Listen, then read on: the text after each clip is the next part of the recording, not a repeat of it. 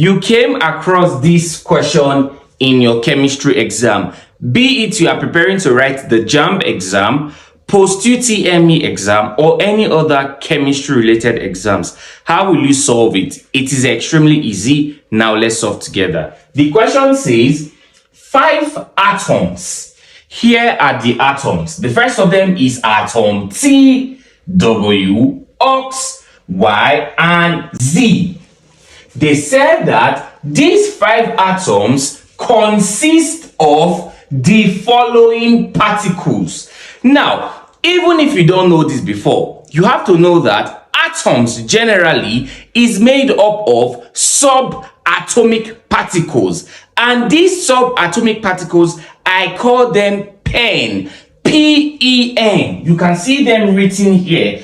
P-E-N, what are they? The first is proton, the other is electron, the next is neutron. So all of these particles are all found in an atom. So they just gave us the respective values for these particles for the 5 atoms. So you can see for the first atom, atom T, here are the subatomic particles and their numbers. For proton, what's the number? 13. For electron, what's the number? 13 as well. For neutron, what is the number? 14. Are you following me? So here are the values for the atom T. Same applies to the other atom, which is atom W. Here are the proton number, electron number, and neutron number as well. Moving over to atom X, here are the values. Moving over to atom Y, here are the values. You can see them here. And the last atom, atom Z,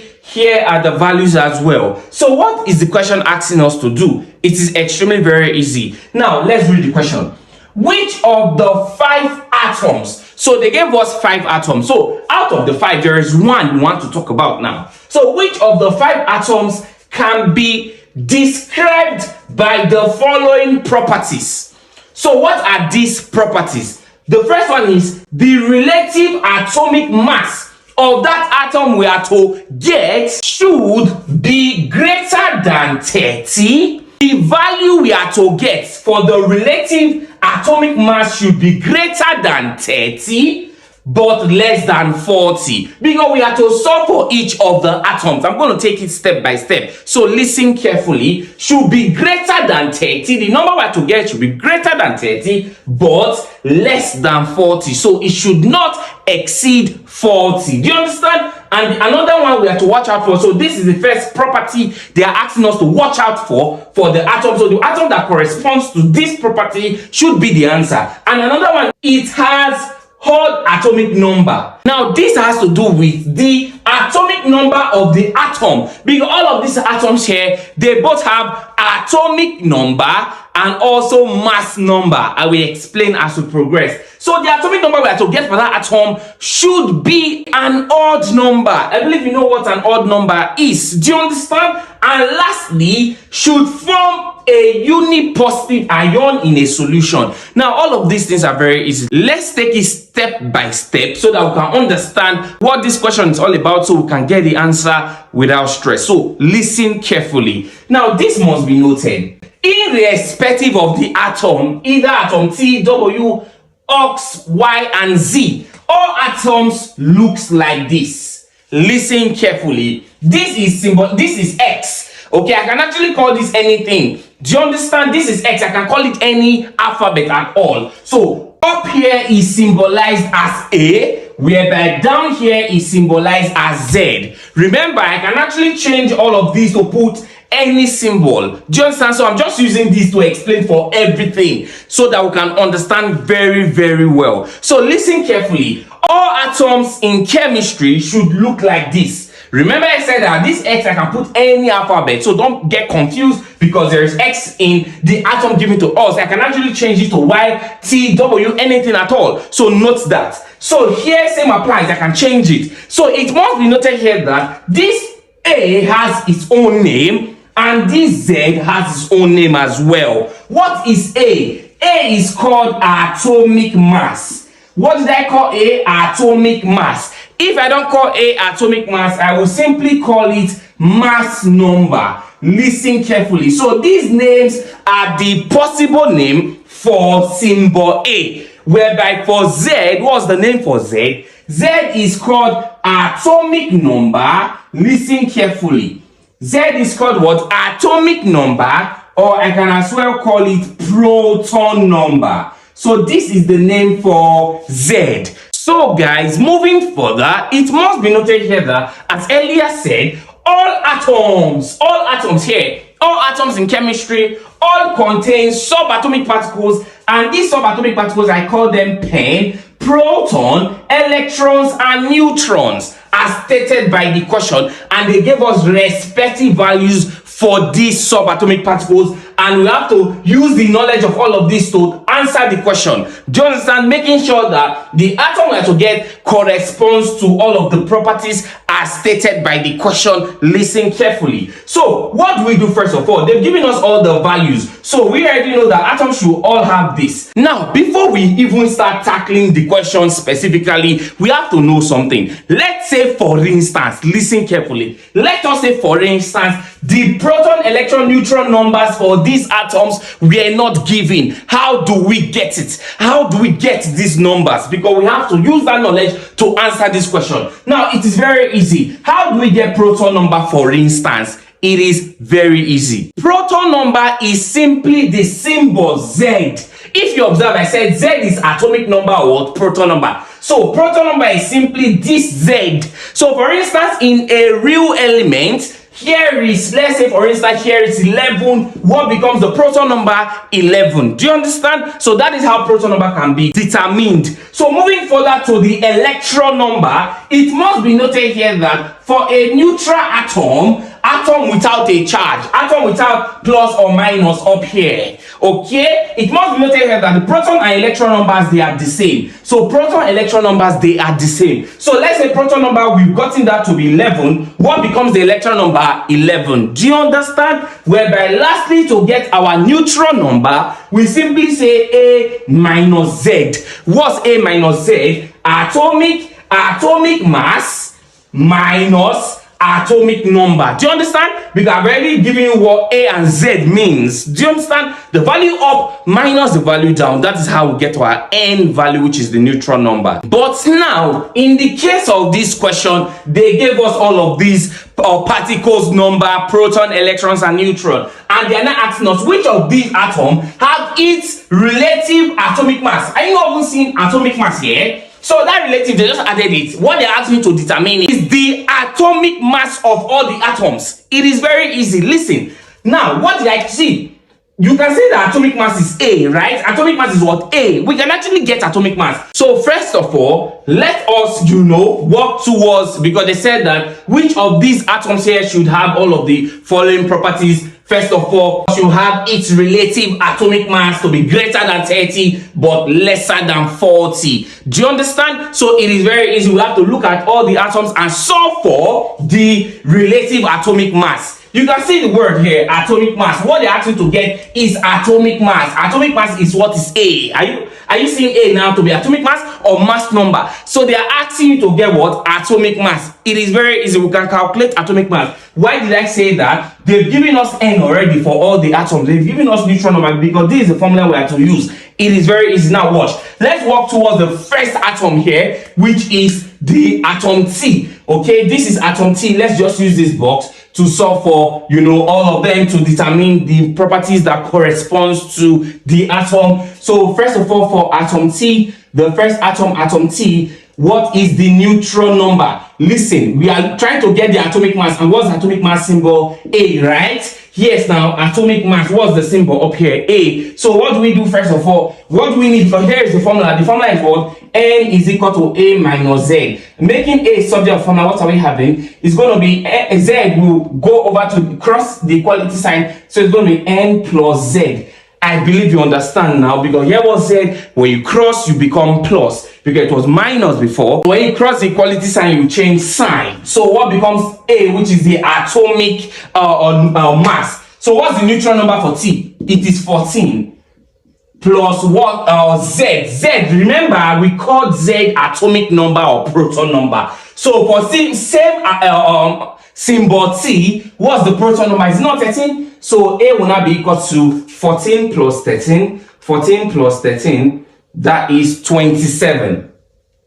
You can see that for the first atom T, the atomic mass, or we can as well call it mass number, is not even up to 30, and they told us that it should be greater than 30. So do you think this T should be the answer?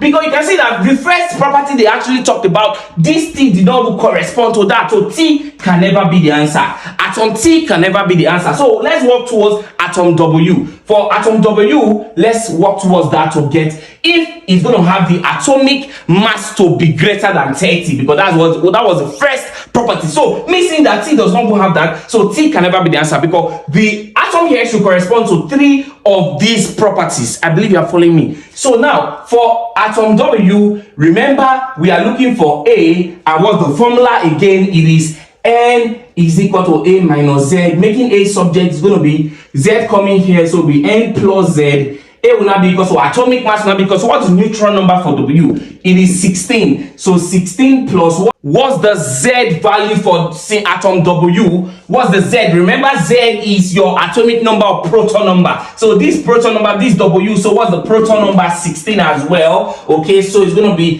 the atomic mass, or the mass number A will be 16 plus 16. Let's check that. That's 32. Wow, it exceeds 30, because they said I should be greater than 30. That's a very good one. Now, if you observe, this atom W now is basically in line with the first property as stated by the question, because there are 3 things we have to work towards here. The atomic mass should be greater than 30, and it was greater than 30. Now we have to check now. But lesser than 40, that's already, a plus for atom W. The other property as stated by the question is saying that, okay, after we've gotten the atomic mass should be greater than 30 but lesser than 40, then that's a plus for us. But another one is the atomic number. Listen carefully. Where is atomic number located? Is it up or down? Down. The atomic number, which just got proton number, should be an odd number. Should be what? An odd number. So let us go towards W, because that's what we are in now, atom W, and check for the atomic number. Remember, atomic number is also called proton number, so we look for the proton number. The proton number is 16. Is 16 an odd number or a even number? Now look at that. 16 is not an odd number. 16 is an even number. So that is wrong. Do you understand? We must make sure that the proton number or the atomic number as stated by the question should be an odd number. So that is why atom W is wrong too. Do you understand? To have more understanding about chemistry calculations and solving all of these type of questions, I already have them on the chemistry masterpiece, okay, which is calculations and keynotes in chemistry. So if you are preparing to write the JAMB exam, this book is very, very important for you. Now, for more information getting the chemistry masterpiece, do well to direct message me via my WhatsApp number. It will be on the screen. So let's walk towards the next atom, which is atom ox. Do you understand? So we must make sure that it all corresponds to the property as stated by the question. So the next atom is atom ox, whereby we are looking for the first one is the atomic mass. Atomic mass is A. We are looking for A, and the formula to do that is this, which is N is equal to A minus Z. What are we looking for? A will not be equal to N plus Z. I believe you know how this was gotten. So A will not be equal to what's the N value? What's the neutron number for X? It is 35. Wow. So neutron number is 35 plus Z, because Z is proton number, atomic number. So for this is 17. You can see that this will not even work, because A will not be equal to 35 plus 17. That's 52. It's already greater than 40, and they said that it should be less than 40. Do you understand? So this is wrong. This is wrong. This can never be the answer to the question. Do you understand? Because the atomic mass is already greater than 40, not even lesser. The question said it should be lesser than 40. So we cannot just go over to the next, because the first one, it does, because the first property does not correspond to that. So let's wipe atom X and go over to the next atom, which is atom Y. So for atom Y, the next atom, atom Y, let's walk towards that. First of all, we are looking for A, which is the atomic mass. Do you understand? So we use the formula which is n is equal to a minus z. So whereby a will now be equal to n plus z. A will now be equal to what's n? What's the n value? The n value is what? For the n value for y is 20 plus z. What's the z value? It is 19. Wow. So a will now be equal to 20 plus 19. What's that? 20 plus 19, that's 39.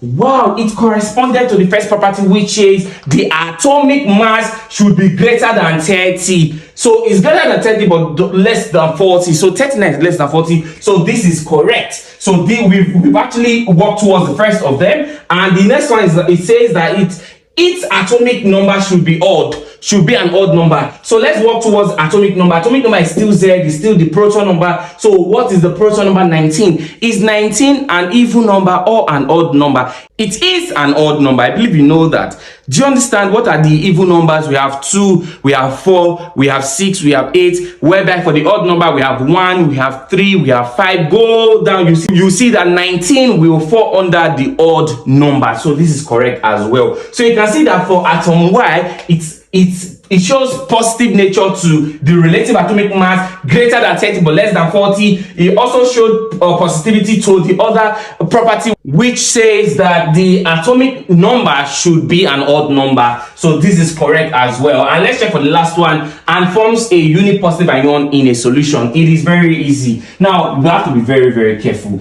Now if you observe something, listen carefully. Remember I said that this is an atom X, A and Z. A, we know what A is, and also we know what Z is. For Z, what's the Z? Is it not proton number? Or if not call it proton number, we'll call it atomic number. I believe you know this. And initially we said that, listen, PEN is what is made up of an atom. This is an atom, and it is a neutral atom without a charge. So for instance, now what did we say the proton number was? Is it not 19? What is the electron number for a neutral atom? It is still 19, because I told you that proton number, electron number, they are the same for a neutral atom. So you can see that the electron number is 19 as well, whereby that's what they even said now, 19, neutron number is 20. Do you understand? Because I'm working towards the fact that you understand questions, not just cram. Do you understand what I'm saying? So moving further, how do we know if this atom is actually unipositive? Very easy. It is very easy. We have to go back to electronic configuration and draw the diagrammatic notation of an atom. You know, you can see the word electronic configuration. What do we use to draw it? We use electron number, electronic configuration. So this is what I mean by that diagrammatic notation. You know, an atom is made up of a centrally or located nucleus, whereby here is the first shell. In the first shell, it contains how many electrons? 2 electrons. Is something you should know. Whereby any other shell, any other cycle to be drawn should occupy 8 electrons. So here is another shell. Remember, you know that the first shell is called the K shell, the other shell is called the L shell rather. So moving further, how many electrons should this occupy? We are working towards how many electrons? We are working towards getting how many electrons? 19 electrons. So as to know what type of ion this particular atom is, it is very easy. Watch. So here is 2, here is 8, 2, 4, 6, 8. So how many have we drawn now? We've drawn 8 plus 2, that's 10. So moving further to another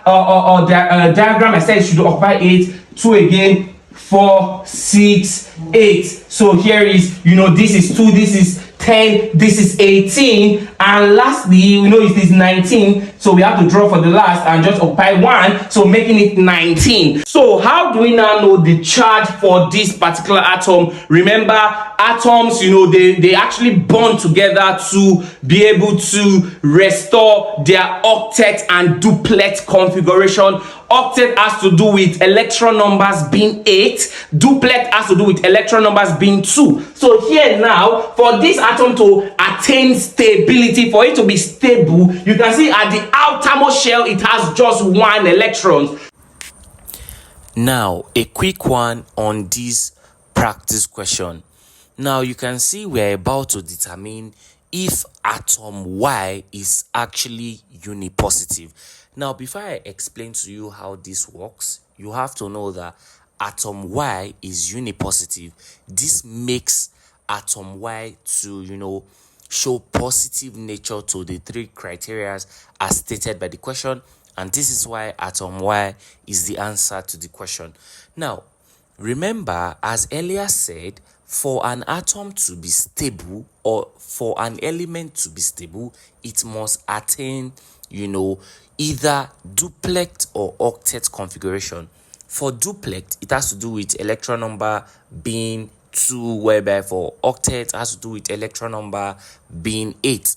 Now, listen carefully. You can see that they said that the atom should be unipositive.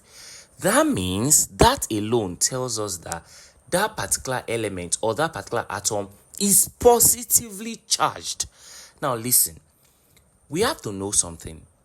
Elements that forms ions to become positive, they are metals.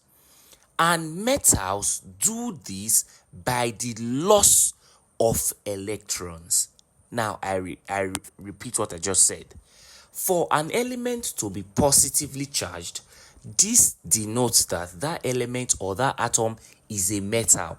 And metals, generally, they form ions by what? Losing electron.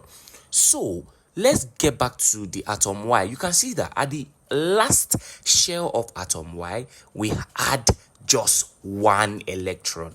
So what do you think will happen to that electron? That electron will be lost.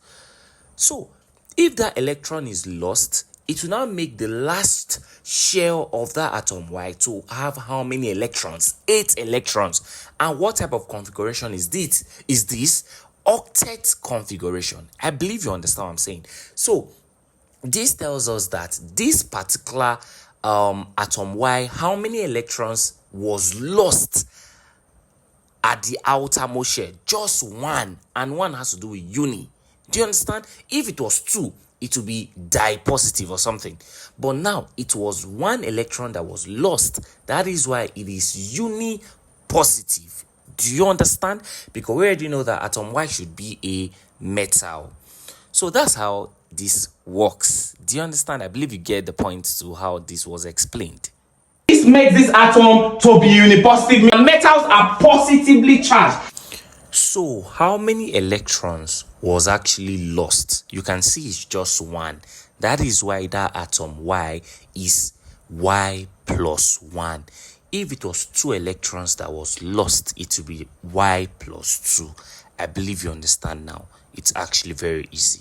So basically, you can see that's why it is Y plus 1. That is why it's unipositive. Uni means 1. Do you understand? So you can see that this atom Y actually corresponded to all of the properties as stated by this question, whereby we don't have to check for the atom Z, because you already know that we've gotten the answer to be atom Y, which is option D. I believe you understand how this question was solved. The reason I had to take my time to explain this question so as to make sure that any way the question is asked, you can actually solve the question without stress. So if you find my video lesson helpful, make sure you click on the subscribe button to my channel and also share my videos with your friends. Thanks for watching.